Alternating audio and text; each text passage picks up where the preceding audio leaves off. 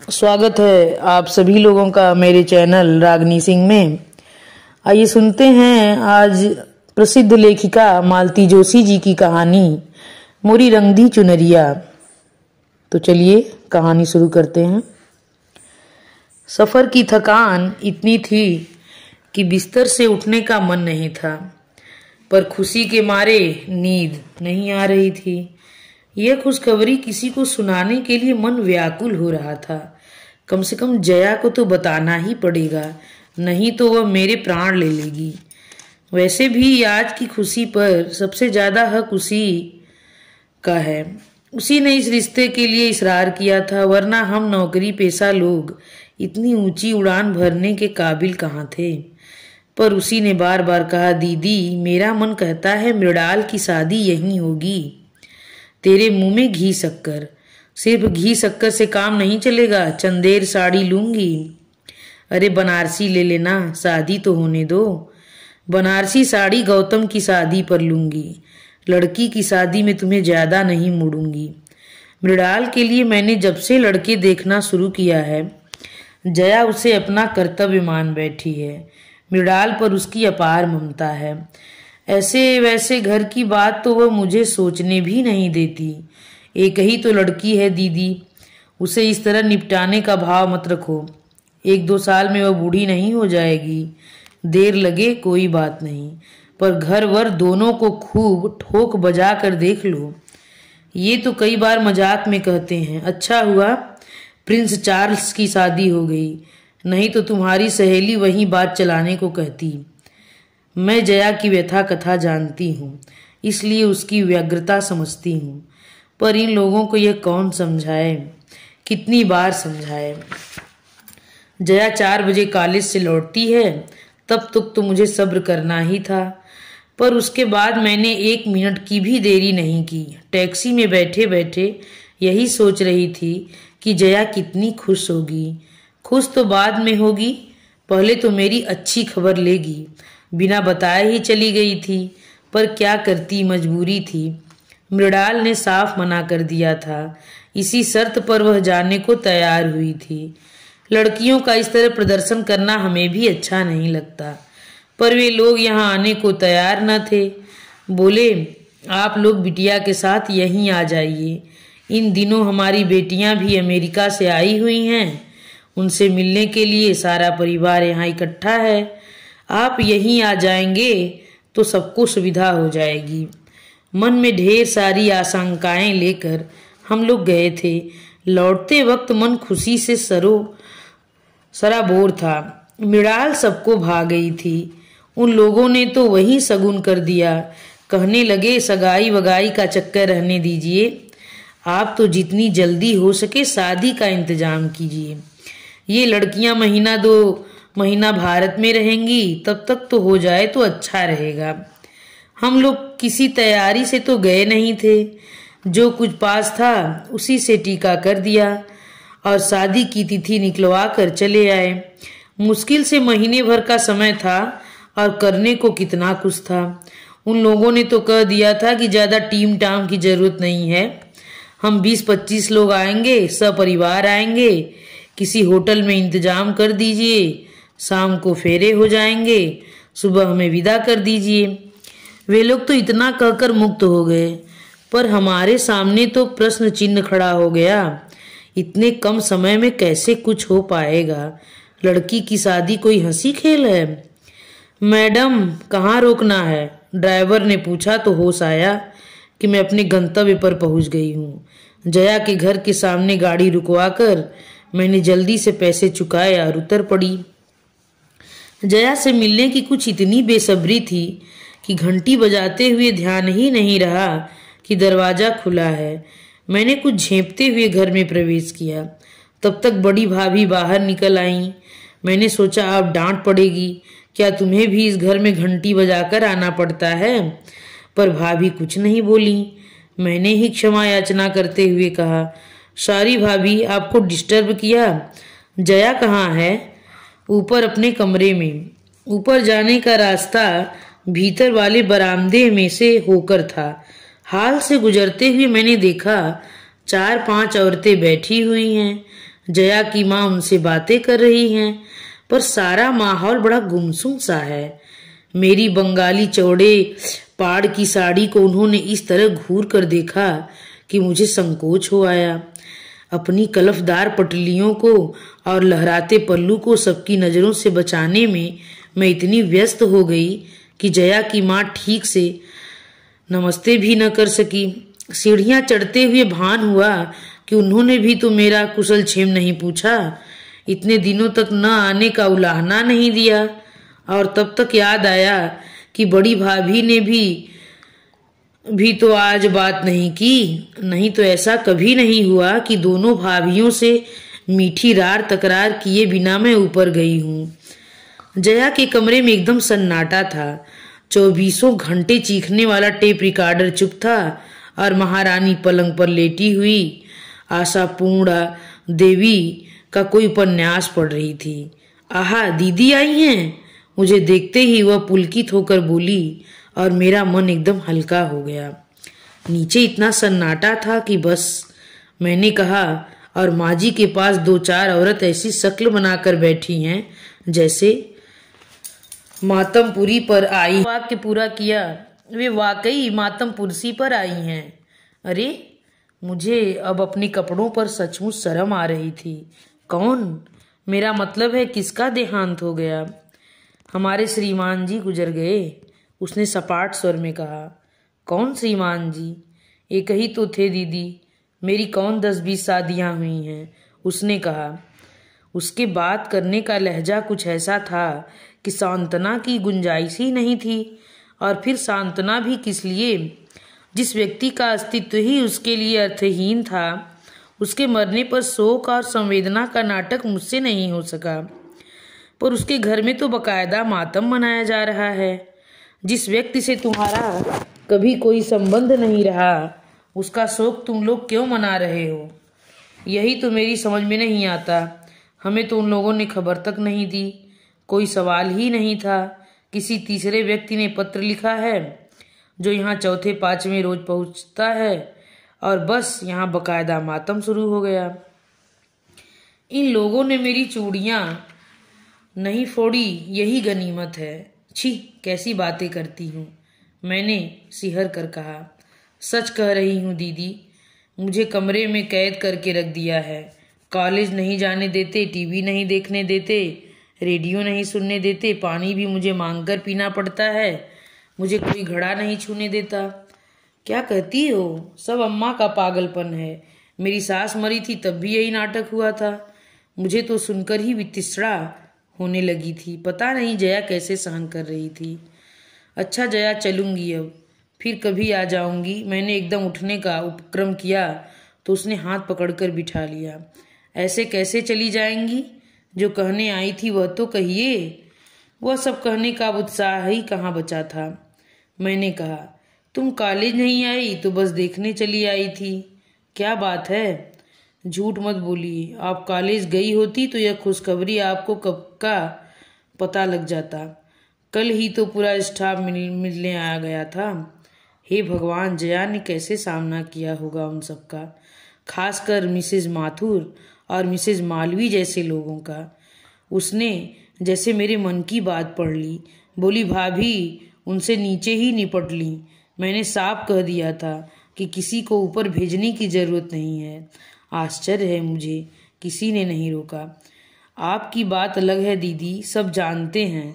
आपसे मिलकर मुझे खुशी होती है, बल्कि आप अगर नीचे से ही लौट जाती तो मुझे बेहद दुख होता, क्योंकि मैं जानती हूँ आप क्या कहने आई थी। बताओ। मृणाल की बात पक्की हो गई, ठीक है ना? तुमने कैसे जाना? आपके चेहरे से ही पढ़ लिया था।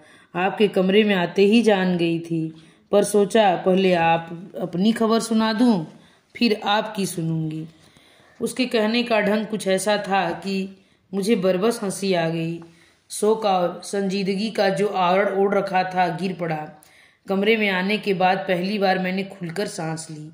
और सुनाइए, उन लोगों को आपने कैसे पटाया? मैं जैसे इस छड़ की ही बाट जो रही थी, फौरन शुरू हो गई। जया से यह सब कहे बिना मुझे चैन भी नहीं आता। वहाँ का सारा हाल बयान करने के बाद मैं घर परिवार का वर्णन करने बैठ गई। संयोग से उनका सारा कुनबा उन दिनों वहाँ इकट्ठा था। मुझे सबको देखने सुनने का मौका मिल गया था। जया मृणाल की मौसेरी सास का तो एक नमूना है। अच्छा हुआ तुम साथ नहीं थी, नहीं तो मृणाल की हंसी पर काबू पाना मुश्किल था। शायद इसी वजह से शादी टूट जाती। अच्छा, उनमें ऐसी क्या खासियत है? अरे पढ़ी लिखी तो कुछ खास है नहीं, पर दिन भर अंग्रेजी की टांगे तोड़ती रहती हैं। हमारे यहाँ तो सर बेटों को बहुत प्रॉब्लम है। ये पिक्चर तो लेडीजों के लायक है। हमारे चिल्ड्रंस तो बहुत शैतान हैं। मैंने ठीक ही कहा था। मेरे मुंह से सुनकर जया को भी हंसी का दौरा पड़ गया था। वहाँ तो पता नहीं क्या करती, पर जया की हंसी एकाएक थम गई। मैंने पलटकर देखा, दरवाजे में छोटी भाभी खड़ी थी। यह किस बात पर इतनी हंसी आ रही थी? उनके स्वर में उपालंब था। मैं तो शर्म से गड़ ही गई। जया ने मुझे उबारते हुए कहा, भाभी, मृणाल की शादी तय हो गई है। दीदी ने लगे हाथ सगाई की रस्म भी निपटा दी है। चलो, यह तो बहुत अच्छा हुआ। भाभी ने निर्लिप्त भाव से शिष्टाचार निभाया। उसमें कहीं कोई खुशी का भाव न था। न उन्होंने घर या वर के बारे में कुछ पूछा। मैं एकदम उठ खड़ी हुई। जया, अब चलूंगी, बहुत देर हो गई। इस बार जया ने मुझे रोकने का प्रयास नहीं किया। भाभी पता नहीं किस काम से ऊपर आई थी। उसे भूल कर मेरे साथ ही नीचे उतरने लगी। 20 सीढ़ियों पर बोली, दीदी एक बात कहूँ, बुरा तो नहीं मानोगी? कहिए। ऐसे शुभ कार्य की चर्चा आज इस घर में नहीं करनी थी। इससे अपशकुन होता है। चर्चा मैंने नहीं की, जया ने ही चलाई थी। भाभी, उसने पूछा तो मुझे बताना पड़ा, नहीं तो शायद मैं वैसे ही लौट जाती। पर भाभी, मैं यह नहीं मानती, इससे अपशकुन होता है। अब आप नए जमाने की हों तो आप क्या कोई पुरखा पुरनिया हो, आप इन ढकोसलों पर विश्वास कर लेती हैं। यह ढकोसला नहीं, रिवाज है दीदी। यह कैसा रिवाज है? जिस आदमी का इस घर से कोई संबंध नहीं रहा, जया कभी जिसकी देहरी नहीं चढ़ी, जिसके नाम से उसने मांग नहीं भरी, मंगलसूत्र नहीं पहना, 20 साल से जिसकी शक्ल भी नहीं देखी, उसका मातम आप लोग क्यों मनवा रहे हैं? क्यों उस पर लाद रहे हैं? मरने वाला हाड़ मांस का आदमी था दीदी। दुनिया में रोज सैकड़ों हाड़ मांस के आदमी मरते हैं भाभी, लेकिन सबके साथ हमने फेरे तो नहीं लिए होते। मैं हतबुद्धि होकर उन्हें देखती रह गई। उसके बाद उस घर में एक पल भी ठहरना मेरे लिए दूभर हो गया। मेरी सारी खुशी हवा हो गई थी। मन इतना उद्भ्रांत हो गया कि घर लौटकर मैंने नौकर को बिना बात के डांट दिया। कमरे की बेतरतीबी पर मृणाल को इस बुरी तरह झिझड़ी कि वह सिसकने लगी। खाने की मेज पर इनसे बिना वजह ही लड़ बैठी, पर सबने मुझे माफ़ कर दिया। सब समझ गए कि अब मुझ पर शादी का टेंशन आ गया है और महीना भर किसी की खैर नहीं है। शादी, हाँ, पिछले कुछ दिनों से मैं केवल मृणाल की शादी के बारे में ही सोचती रही हूँ। रात में सपने भी उसी के देखती रही हूँ, पर आज की रात जया के नाम थी। मेरे मानस पटल पर उसकी शादी के कई चित्र बनते बिगड़ते रहे। मैं उस शादी में उपस्थित नहीं थी। हम लोगों का परिचय तो बहुत बाद में हुआ, पर जो कुछ सुना था वह मेरी कल्पना शक्ति के लिए काफ़ी था। बहुत ऊंचे घर में जया का संबंध हुआ था। 4 भाइयों का परिवार था। बड़े भाई पिता के साथ घर का कारोबार देखते थे, बीच वाले दोनों इंजीनियर थे। जया का दूल्हा सबसे छोटा और फिलासफर किस्म का था। जया के पिता वहाँ 2-4 बार गए, पर उससे बात नहीं हो पाई। उन्होंने लड़कों से कहा, हो सकता है मेरा लिहाज करता हो, संकोच के मारे न बोलता हो, तुम लोग जाकर मिल तो आओ। ऐसा न हो कि वह हकलाता हो या गूंगा बहरा हो। जया के भाई गए और तसल्ली करके घर लौट आए। गूंगा बहरा तो नहीं है, पर हाँ घुन्ना है, बहुत कम बोलता है। अरे, उसे तो हमारी जया 15 दिन में तोता बना देगी, बड़ी भाभी ने कहा। सबने चैन की सांस ली और तैयारी शुरू कर दी। बारात बड़ी धूमधाम से आई। 4 सुदर्शन भाइयों को देखकर लोगों को राम जी की बारात याद आ गई थी। चढ़ावा तो ऐसा था कि सबकी आंखें फटी की फटी रह गई थी। शिकायत थी तो सिर्फ लड़कियों को। वर के तीनों भाई उसे इस तरह घेरे हुए थे कि छेड़खानी करने का मौका ही नहीं मिलता था। जयमाल तक को ठीक था, पर जब बाकी रस्मों पर भी वे बॉडीगार्ड की तरह साथ लगे रहे तो मेरी बहन ने चुटकी ली। आप लोग पांडव की तरह फेरे भी साथ ही लोगे क्या? इस फिक्रे पर वे लोग थोड़ा झेपे, थोड़ा पीछे हटे तो सबको राहत मिली, पर कितनी सी देर को। उसके तुरंत बाद ही तो वह अघट घट गया। गठजोड़ी करके सप्तपदी के साथ इन लोगों ने अग्नि की परिक्रमा शुरू ही कर दी कि दूल्हा गोंगो करता हुआ गिर पड़ा। आंखें कपाल पर चढ़ गई और मुंह से झाग सा निकलने लगा। किशोरी नववधू ने तो यह दृश्य देखते ही मूर्छित हो गई। मेहमानों में एक दो डॉक्टर भी थे। वे दौड़कर आए, मुआयना किया और बताया, घबराने की कोई बात नहीं है, मिर्गी का दौरा है, 1-2 घंटे आराम कर लेने दीजिए, ठीक हो जाएगा। 2 घंटे तक क्या कोई चुप रहता? जितने मुंह उतनी बातें होने लगी। किसी ने कहा, बचपन से ही ऐसे फिट्स आते रहते हैं, तभी तो कभी स्कूल नहीं भेजा, घर पर ही सारी पढ़ाई करवाई है। किसी ने कहा, हाई स्कूल, तब तक तो सब ठीक था, उस साल फर्स्ट डिवीजन पास हुआ था। तो किसी ने टोटका करा दिया, बस उसके बाद सब गड़बड़ हो गया। एक ने बताया कि परीक्षा में दौरा पड़ जाने से उसका बीए का रिजल्ट खराब हो गया, उसका दिमाग पर असर पड़ा है। किसी ने यहाँ तक बताया कि परीक्षा हाल में ही दौरा पड़ जाने से उसकी प्रेमिका पर राज खुल गया, उसने शादी से मना कर दिया। हताशा में लड़के ने नींद की गोलियां खा ली, मौत तो नहीं आई पर एक अभिशप्त जीवन दे गई। इस बहसबाजी का सार यही था कि लड़का नीम पागल है, उसे मिर्गी का दौरा पड़ता है, उसके पास बीए की डिग्री थी, यह उसने कैसे हासिल की यह कोई नहीं जानता। हैरत की बात तो यह थी कि वर के परिवार वाले इस विषय में मौन साधे हुए थे। वे तो ऐसा अभिनय कर रहे थे जैसे उन्होंने मिर्गी का यह दौरा पहली बार देखा हो। जया के पिताजी ने फिर ज्यादा सोच विचार नहीं किया, साफ कह दिया कि ऐसे झूठे और दगाबाज लोगों के घर में अपनी लाडली को नहीं भेज सकते, उसे जिंदगी भर खिलाने का हौसला रखता हूँ। उसके दोनों भाई भी खम ठोक कर खड़े हो गए। बारात बिना दुल्हन के ही विदा हो गई। मैं उन लोगों को दोष नहीं देती दीदी, जया अक्सर मुझसे कहती, उन लोगों ने जो कुछ किया स्वार्थ के वशीभूत होकर किया। उन्होंने सोचा हो कि शायद बहू के पुण्य प्रताप से या सेवा चाकरी से लड़का लाइन पर आ जाएगा। अगर पिताजी इतनी हठधर्मी न करते या मैं भी भावुकतावश जाने का निर्णय कर लेती तो हो सकता है स्थिति में कुछ सुधार हो भी जाता। सिनेमा में उपन्यासों में ऐसा होता भी तो है, पर दीदी मुझे तो उन लोगों पर तरस आता है, गुस्सा आता है जिन्होंने इतनी बड़ी बात हमसे छिपाई।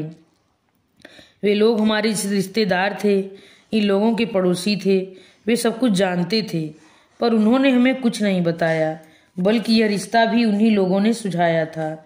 नहीं तो इतनी दूर हम क्यों जाते। दूरी के कारण ही पिताजी ठीक से अता पता नहीं कर सके। वे तो अपने बंधु बांधवों के भरोसे निश्चिंत बैठे रहे।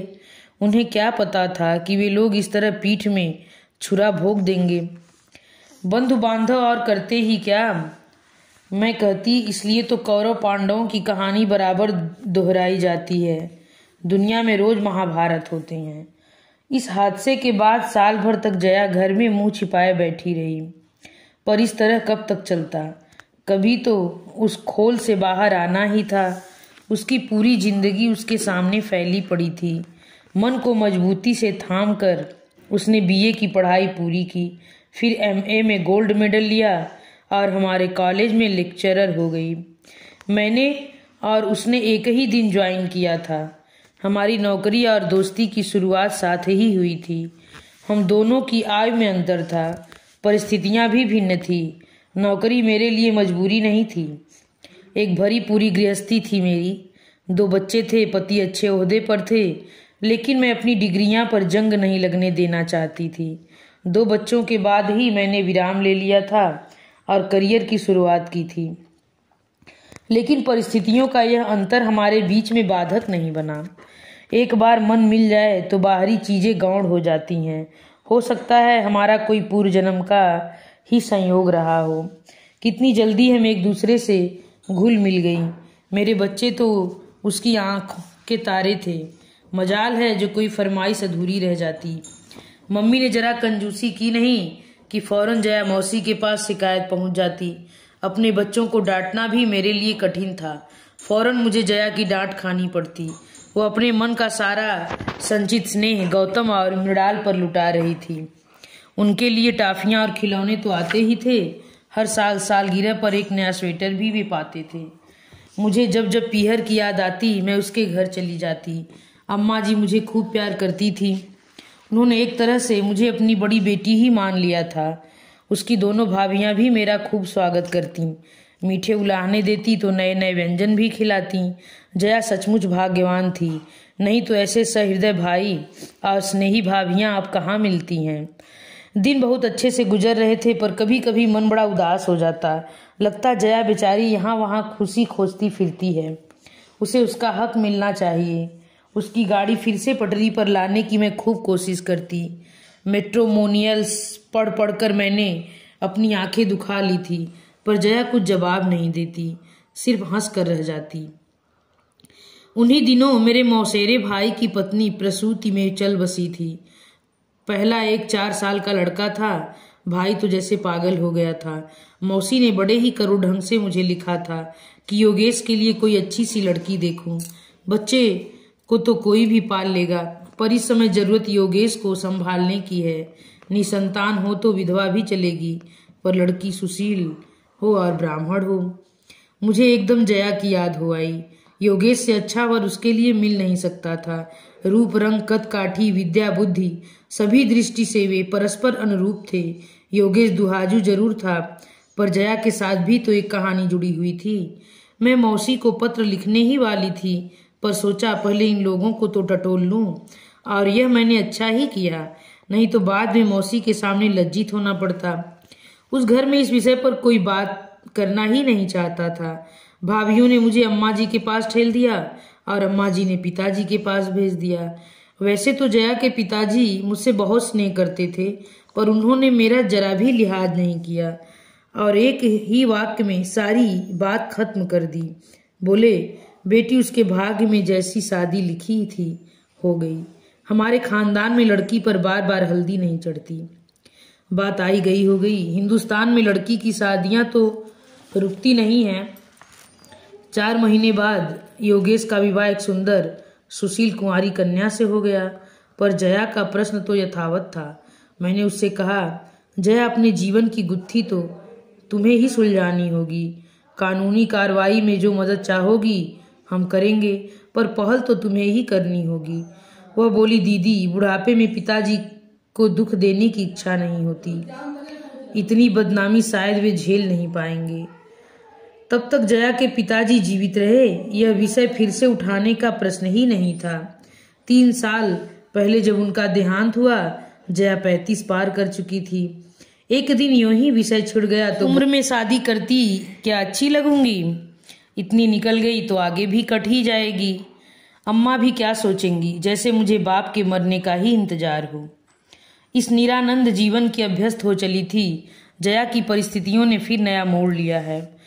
जो सुख कभी उसका था ही नहीं, उसके छिन जाने का आत्मीय स्वजन शोक मना रहे हैं, और लोकाचार के इस चक्रव्यूह में वह निरीह लड़की बुरी तरह घिर गई है। शादी से 15 दिन पहले मैंने छुट्टी लेनी ही पड़ी। जया ने जब तक ज्वाइन नहीं किया था तब तक वो दोबारा कॉलेज जाने लगी, तो मुझे आशा थी कि कॉलेज आते जाते किसी दिन वह जरूर आएगी, सारी तैयारियों का मुआयना करेगी, मेरी आलोचना करेगी, सलाह देगी, पर वह एक बार झांकी तक नहीं। मैंने कितने दिनों तक कार्ड्स नहीं छपवाए। उसे बहुत चाव था। जब भी किसी का कार्ड देखती कहती, दीदी मृणाल की शादी में कार्ड्स का कॉन्ट्रैक्ट्स मुझे दे देना।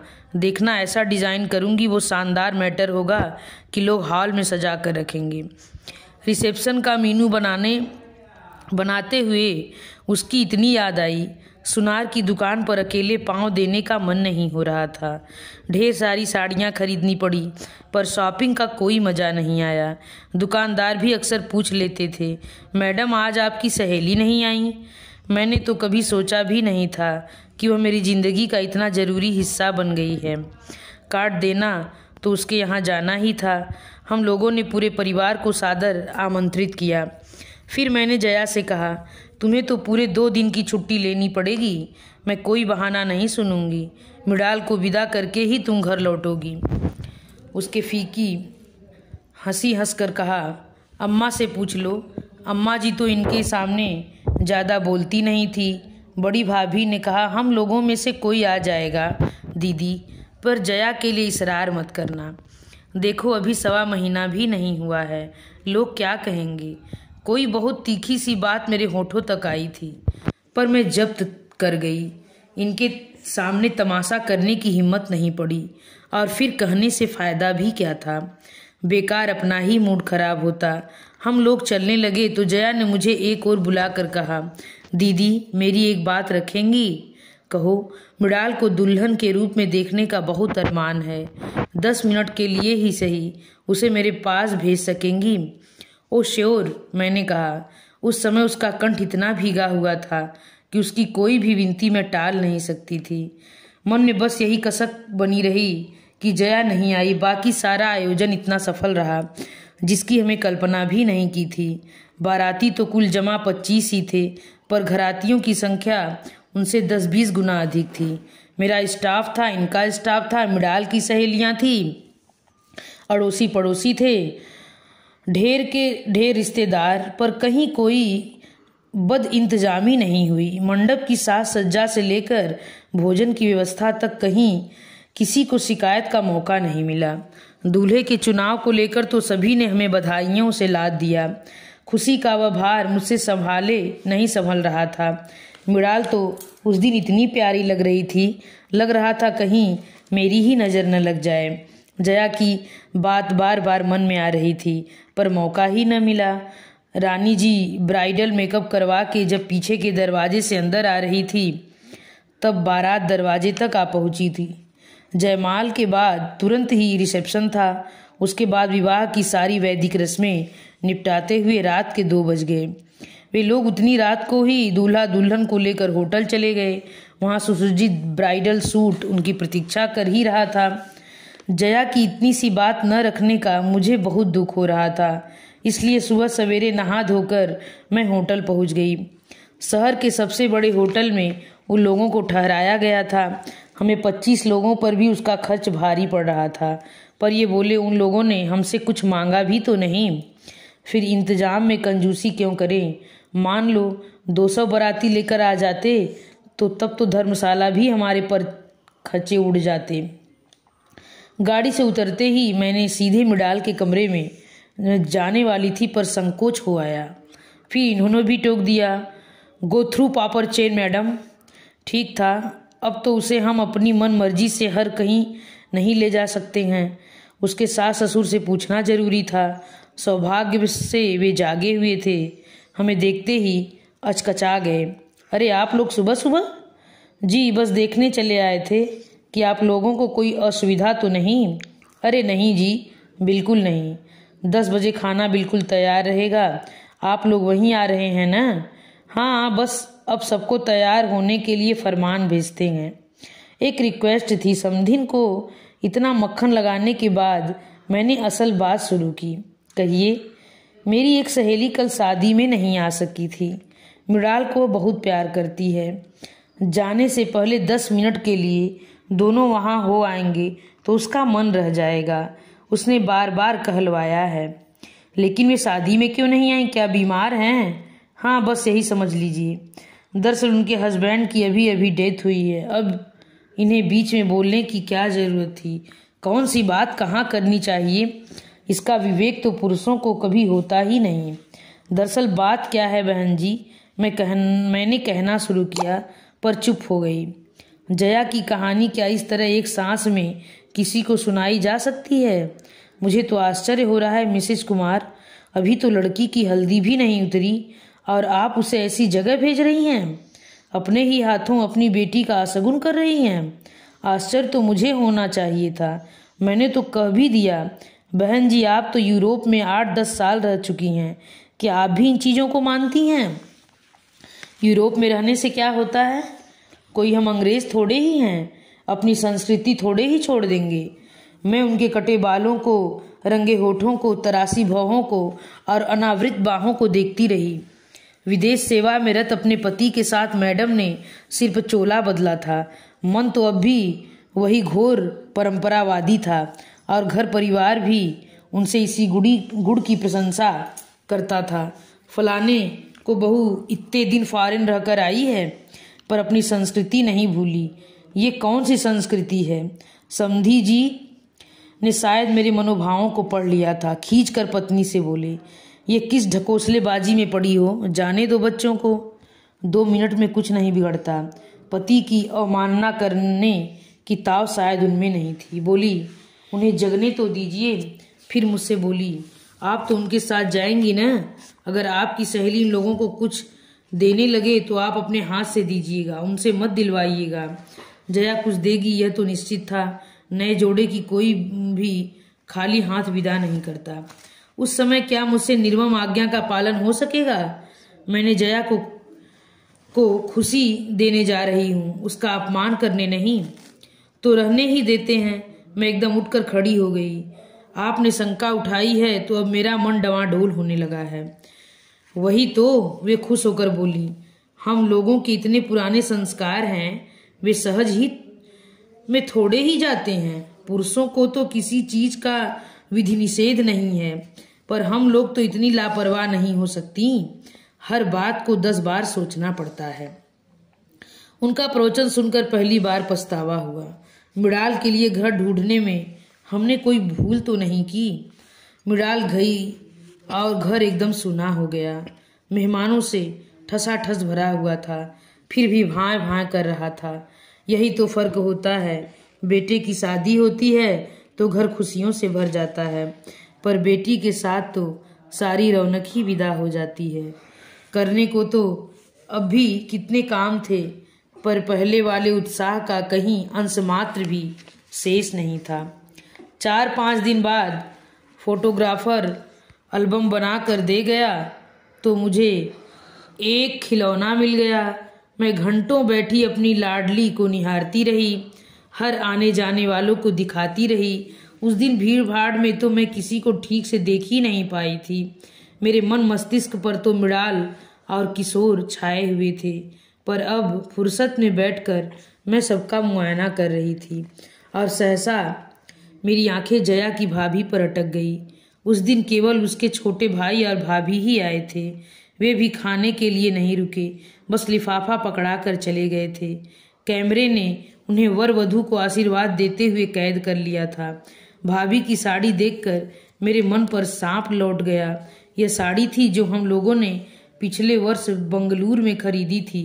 पिछले वर्ष कॉलेज की ट्रिप दक्षिण भारत गई थी। पूरे रास्ते में हम लोग साड़ियाँ और नग वाले गहने खरीदते रहे।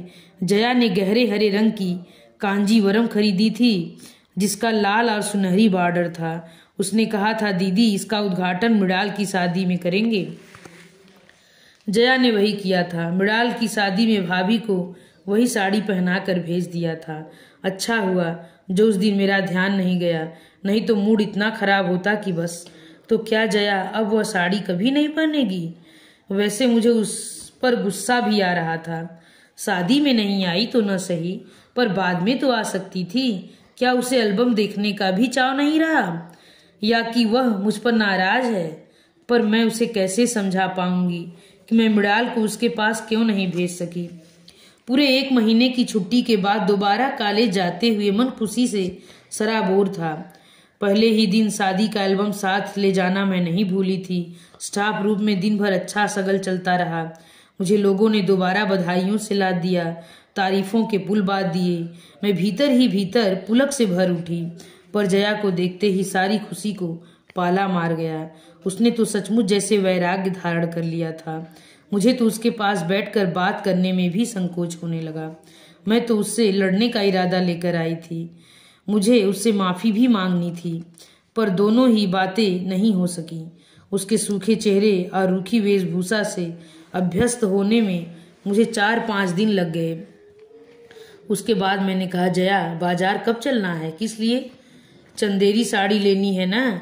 अरे दीदी मैंने तो मजाक किया था, लेकिन मैंने तो मजाक नहीं समझा था। अब आप क्या लड़की की शादी की साड़ियाँ बांटती फिरेंगी? रहने दीजिए, गौतम की शादी पर सोचेंगे। लड़का हो या लड़की, क्या फ़र्क पड़ता है? दोनों की शादी में माँ बाप को खुशी तो होती ही है। और फिर लड़के का क्या ठिकाना, कल को कनाडा से एक मेम ले आएगा और कहेगा मम्मी ये रही तुम्हारी बहू। तब क्या होगा? मेरे सारे अरमान धरे के धरे रह जाएंगे। मेम बहू आएगी तो क्या आप हमें साड़ी नहीं देंगी? फालतू बातें बंद। यह बताओ बाजार कब चलना है? अभी रहने दीजिए दीदी, अभी बाजार जाती क्या मैं अच्छी लगूंगी? जया ये तुम्हें क्या होता जा रहा है? मैंने कहा। कहना तो और भी बहुत कुछ चाहती थी पर चुप रह गई। सचमुच इस लड़की को क्या होता जा रहा है? कपड़े तो जैसे भी पहन रही है ठीक है, पर शरीर भी तो सूखता चला जा रहा है। ब्लाउज झूल रहे हैं, गालों की हड्डियां निकल आई हैं, आंखों के इर्द गिर्द स्याह घेरे बन गए हैं। क्या रातों को सो नहीं पाती? क्या इसने खाना पीना छोड़ रखा है? पहले वाली बात होती तो मैं चुटकी ले लेती। जया लगता है मरने वाले का गम तुमने सचमुच खाया जा रहा है। पर अब आपस में न तो वह संवाद रह गया है, न जया के बुझे बुझे चेहरे को देखकर यह सब कहने का साहस होता है। उस दिन कैलेंडर की तारीख बदलते हुए याद आया, आज तो जया का जन्मदिन है।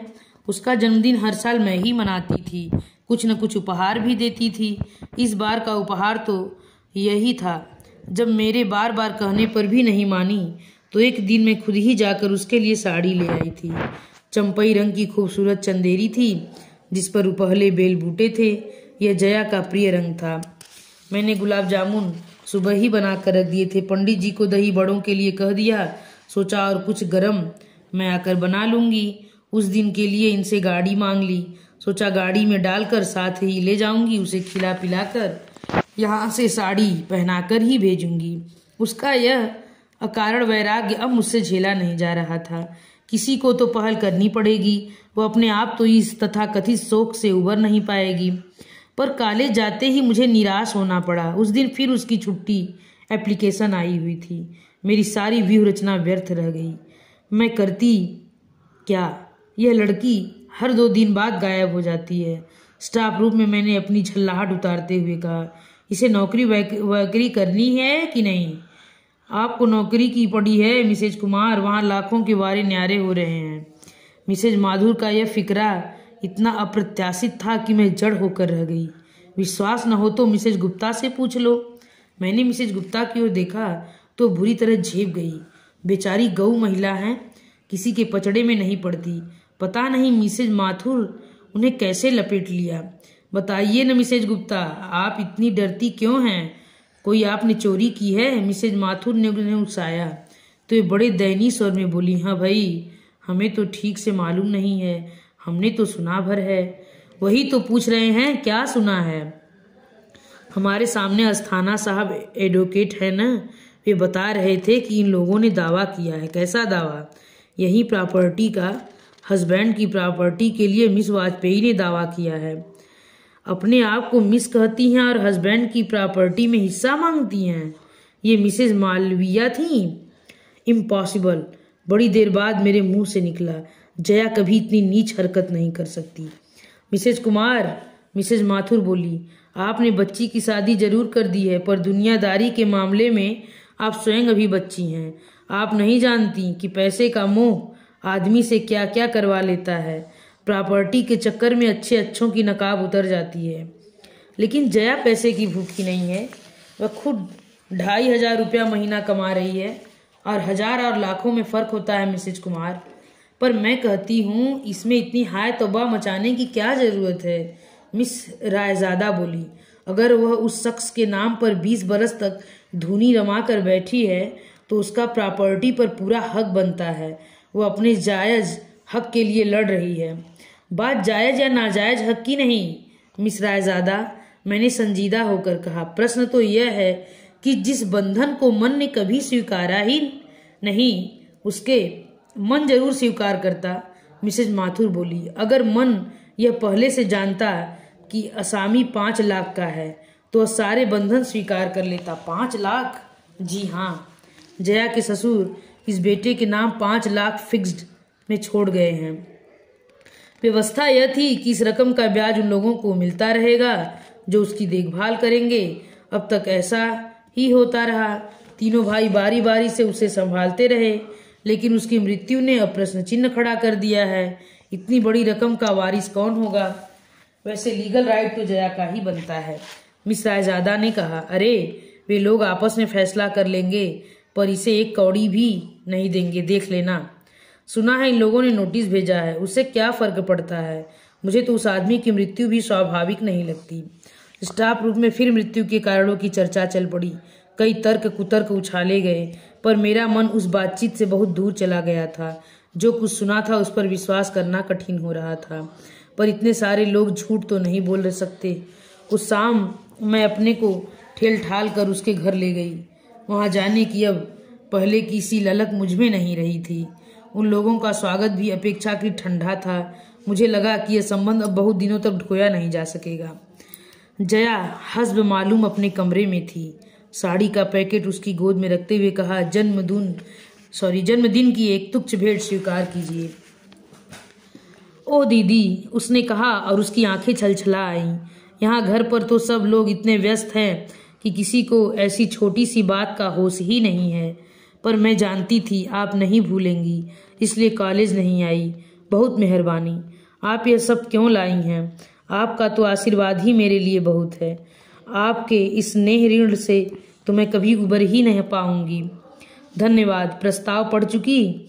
अब जरा खोलकर भी देख लो। उसने कांपते हाथों से पैकेट खोला और विस्मय विमुग्ध होकर देखती रही। कुछ देर तक तो साड़ी को गोद में रखकर उसकी मुलायम सतह पर हाथ फेरती रही, फिर उसे गालों से लगाकर उसकी रेशमी छुअन को अपने भीतर समोती रही। मैं मंत्रमुग्ध सी उसे देखती रही। लग रहा था जैसे वह बरसों बाद किसी अपने से मिली हो। कुछ देर तक वह कमरे में मेरी उपस्थिति को भूल ही गई थी। सुनो जया, कल तुम यह साड़ी पहनकर कॉलेज आओगी। कोई बहाना नहीं चलेगा। तुम्हारा वैराग्य पर्व अब समाप्त करना ही पड़ेगा। वह कुछ देर तक मुझे देखती रही और एकदम बिलक पड़ी। दीदी, मरने वाला अपने साथ मेरे पहनने ओढ़ने का सुख भी ले गया। अब यह साड़ी मेरे किसी काम की नहीं है। और वह भरभरा कर रो पड़ी। पति की मृत्यु के 2.5 महीने बाद जया का बांध टूटा था। मुझे समझ में नहीं आ रहा था कि उसे सांत्वना कैसे दूं, क्योंकि मैं नहीं जानती थी उसके दुख की जाति क्या है। मैं सिर्फ उसकी पीठ पर बालों पर हाथ फेरती रही। मैंने उसे चुप कराने का भी प्रयास नहीं किया। इतने दिनों से संचित आवेग का बह जाना ही ठीक था। बहुत देर तक रो लेने के बाद वह कुछ हल्की हो आई। बड़े ही तरल स्वर में उसने कहा, अगर मुझे कुछ देना ही चाहती हैं दीदी, तो एक सफ़ेद चिकन की साड़ी लाकर दे दीजिए। खुद जाकर खरीदने का साहस मुझ में नहीं है। तो तुम अब सफ़ेद साड़ी भी पहनोगी? हाँ दीदी, बिल्कुल। टीनोपाल काइट साड़ी उसे पहनकर और देवी लगती है। उसे देखकर दया भी उपजती है और श्रद्धा भी। मैंने ध्यान से सुना। उसकी बातों में वह पुरानी जया फिर से झांकने लगी थी। शायद जी भर कर रो लेने से मन पर पड़ी उदासी की परत धुल गई थी। मैंने फिर उसी मूड में उत्तर दिया, खबरदार जो कॉलेज में सफ़ेद साड़ी पहनकर आई, मैं गेट के भीतर कदम नहीं रखने दूंगी। कॉलेज की नहीं दीदी, मैं तो कोर्ट की बात कर रही हूँ। वहाँ तो सफ़ेद साड़ी पहनकर ही जाना पड़ेगा। अगर असहाय निराश्रित विधवा का रूप नहीं धरूंगी तो जज साहब पसीजेंगे कैसे? कितनी आसानी से, बेतकल्लुफ से वह इतनी बड़ी बात कह गई। उसके माथे पर सिकन तक नहीं आई। मुझे वितृष्णा सी होने लगी। क्षण भर पहले ममता से उमकता मेरा मन काट हो आया। तो मैंने जो सुना है वह सब सच है? क्या इसलिए नाटक हो रहा था? नहीं दीदी, अब तक जो हुआ वह लोकाचार था। नाटक तो मैं अब करूंगी, आप देखती जाइए। Jaya, how can you? गुस्से के मारे मेरे मुंह से शब्द भी नहीं निकल सके। आप यही कहना चाहती हैं न कि जिसके सुख दुख से मैंने कभी हिस्सा नहीं बटाया, उसकी संपत्ति में हिस्सा क्यों मांग रही हूँ? जिसका नाम कभी मैंने अपने नाम के साथ नहीं जुड़ने दिया, उसके वारिसों की लिस्ट में नाम क्यों लिख रही हूँ? आप यही कहना चाहती हैं न? हाँ, मैं यही कहना चाहती हूँ। मैं यही पूछना चाहती हूँ कि जरा से रुपयों के लिए तुम अपने आत्मसम्मान को ताक पर क्यों रख रही हो? क्या आप सोचती हैं मैं यह सब अपनी मर्जी से कर रही हूँ? तो किसकी मर्जी से कर रही हो? और मर्जी किसी की भी हो, क्या फर्क पड़ता है? करने वाली तो तुम हो। मजबूरी है दीदी, कभी कभी मनुष्य को ऐसे भी काम करने पड़ते हैं जिसके लिए मन गवाही नहीं देता। ऐसी कौन सी मजबूरी है? मजबूरी यह है कि इस मन से परे भी एक दुनिया है जिसमें माँ है, भाई है, भतीजे हैं, भाभियाँ हैं। वे लोग क्या कहते हैं? कहते हैं कि समय के साथ चलना सीखो। अम्मा कहती हैं कि तुम्हें भाइयों के पास ही रहना है तो उनकी होकर रहो, उनके मन की करो। और भाई कहते हैं दीदी कितना आदर्श परिवार था हमारा। लोग घर की बहू बेटियों के सामने हमारे घर की मिसाल रखते थे। कितने उतार चढ़ाव आए होंगे, पर हमारे यहाँ कभी चकचक नहीं हुई। सास बहू, ननद भौजाई, देवरानी जेठानी, इनके बीच कभी तकरार नहीं हुई है। बहुत अमीर तो हम कभी भी नहीं थे, पर दाल रोटी आराम से चल जाती थी और सब उसमें खुश भी थे। पर इधर कुछ दिनों से असंतोष का लावा सा फूट पड़ा है। पता नहीं कितनी अतिरिक्त इच्छाएं एकदम सिर उठाकर खड़ी हो गईं।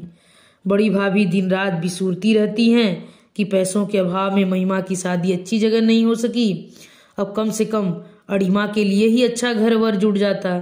छोटी भाभी कहती हैं कि इंजीनियरिंग में एडमिशन नहीं हुआ तो मयूर शायद आत्महत्या ही कर लेगा, पर भैया के पास कैपिटेशन फी के पैसे कहाँ हैं? छोटे भैया का इस दड़बे में दम घुट रहा है और वे शहर से बाहर एक अच्छा सा फ्लैट खरीदना चाहते हैं।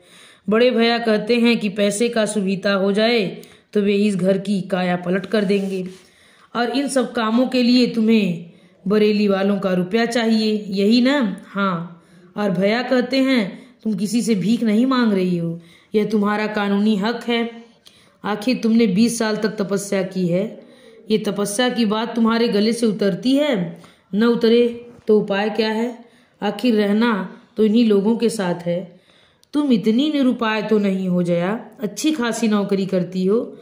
नौकरी सिर्फ रोटी दे देती है दीदी, पर हिंदुस्तानी औरत को एक सुरक्षित छत चाहिए, फिर चाहे वह पिता की हो अथवा भाई की, पति की हो अथवा बेटे की। इसलिए तो इस लड़ाई में अम्मा भी मेरे साथ नहीं है। इस चौथेपन में वे बेटों से बिगाड़ नहीं कर सकती। आखिर वे ही तो उन्हें मुखाग्नि देंगे। मेरा क्या है, मैं तो महज एक लड़की हूँ जो जन्म लेते ही परिवार पर भार बन जाती है। आई एम सॉरी जया, मैंने उठते हुए कहा। तुम्हारी परेशानियों को तुमसे ज़्यादा कौन समझ सकता है। मैं तो यूं ही कुछ न कुछ कहती रहती हूँ, मेरे भाषण का बुरा न मानना। वह मुझे छोड़ने नीचे तक आई, पर हम दोनों में फिर कोई बात नहीं हुई। बैठक से गुजरते हुए देखा घर के लगभग सभी सदस्य वहां उपस्थित हैं और गर्मा गर्म बहस चल रही है। जया, जरा इन लोगों की हिमाकत तो देखो। बड़े भैया ने एक कागज नचाते हुए कहा। क्या हुआ? अरे वे लोग तुम्हारी शादी को ही चैलेंज कर रहे हैं। लिखते हैं कि हिंदू विवाह नियम के अनुसार फेरों के बाद ही विवाह पूर्ण रूप से संपन्न माना जाता है। जयमाल कोई वैदिक विधान नहीं है, यह तो मात्र एक परंपरा है। मैं 10 गवाह खड़े कर दूंगा कि फेरे हुए थे, छोटे भैया ने जोश में कहा। तो क्या वे लोग 100 गवाह नहीं ला सकते? आखिर 5 लाख का मामला है। जया की इस व्यंग्योक्ति पर छोटे भैया चकित होकर उसे देखते रह गए। तुम्हारी सास के मरने पर अपने यहाँ चिट्ठी आई थी, पिताजी की पुरानी फाइलों में अभी वह मिल जाएगी। हम उसे कोर्ट में दिखा सकते हैं। अगर हमारा कोई संबंध नहीं था तो हमें सूचना क्यों भेजी गई? बड़े भैया की दलील बड़ी जोरदार थी, पर जया के पास भी नहले पे दहला था। अगर वे सचमुच मेरी सास थी तो उस समय बरेली गई क्यों नहीं? सास के बाद मेरे ससुर भी शांत हुए थे, उनकी खबर क्यों नहीं आई? उनके बेटे के बारे में हमें तीसरी जगह से पता चला, उन लोगों ने क्यों नहीं लिखा? यही तो जालसाजी है। इसी पॉइंट पर तो हमें उन्हें धर लेंगे। और अगर वे पूछें कि मैं अब तक मिस वाजपेयी क्यों हूं तो आप क्या जवाब देंगी? मेरा service record, GPF, bank account सब तो इसी नाम से है। अरे तू जिरह पर उतर आई। बड़े भैया एकदम गुस्सा गए। जिरह कर भी रही है तो किसकी तरफ से, यह तो देखो। मैं अपनी ओर से जिरह कर रही हूँ छोटे भैया, जया ने आवेश में भरकर कहा। 39 साल की हो गई हूँ मैं, कभी तो मुझे बोलने का मौका दीजिए। हाँ बोलो, क्या कहना चाहती हो? सिर्फ यह कि बस बहुत हो चुका, अब मेरी जिंदगी से खिलवाड़ मत कीजिए। हम खिलवाड़ कर रहे हैं तो इसे और क्या नाम दूं? मेरे लिए सारे निर्णय तो आप लोग ही लेते रहे हैं। कभी मुझसे पूछा तो होता कि मेरी मनसा क्या है? आप लोगों की हठधर्मी ने मुझे मेरी ससुराल नहीं जाने दिया। वही सुख में दुख में जैसे भी होता मैं जी ही लेती। इसका ज्ञान तो हमें घुट्टी में ही पिलाया जाता है। वहां रहती तो ये आज की समस्या तो न उठती। उस समय आप लोगों ने यह नहीं सोचा कि इतनी पहाड़ सी जिंदगी में कैसे काटूंगी। बाबूजी की जिद ने मुझे दूसरी शादी नहीं करने दी, नहीं तो आज मैं कहीं अपनी छोटी सी गृहस्थी लेकर चैन से जी रही होती। अब आप फिर मेरा तमाशा बनाने पर तुले हुए हैं। अब आप सबूत जुटाएंगे और कोर्ट दर कोर्ट साबित करते फिरेंगे कि मैं सचमुच मरने वाले की ब्याहता पत्नी हूँ। जिस गति से इस देश में दीवानी मुकदमे चलते हैं उससे जाहिर है इसमें सालों लग जाएंगे। तब तक मेरा वजूद क्या होगा बताइए तो? मैं कुंवारी हूँ या विवाहिता, विधवा हूँ या परित्यक्ता? सबको जैसे काट मार गया था। कमरे में इतने लोग थे पर जया के स्वर की धार ने सबको गूंगा कर दिया था। बड़े भैया, उसने अश्रु विगलित कंठ से कहा, मैं आपके पांव पड़ती हूँ।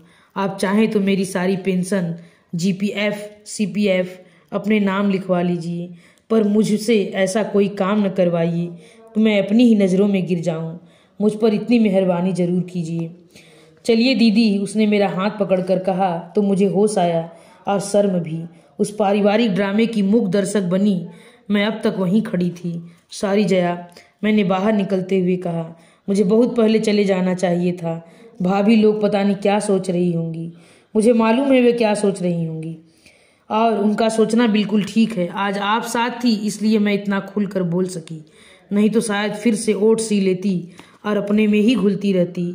और फिर एकाएक तरल स्वर में बोली, दीदी अगर कभी जरूरत पड़ी तो आप पर भरोसा कर सकती हूँ ना? निराश तो नहीं करेंगी? जया, मैंने उसका कंधा छूकर कहा, मेरे दरवाजे तुम्हारे लिए कभी बंद नहीं थे। तुम ही उधर का रास्ता भूल गई थी। रास्ता भूल गई थी, आपको नहीं भूल सकती। आपसे बढ़कर मेरा अपना है ही कौन? आप ही ने तो मेरे जीवन में दोबारा रंग भरने की कोशिश की है। औरों के तो चेहरे भी समय पहचाने नहीं जा रहे हैं।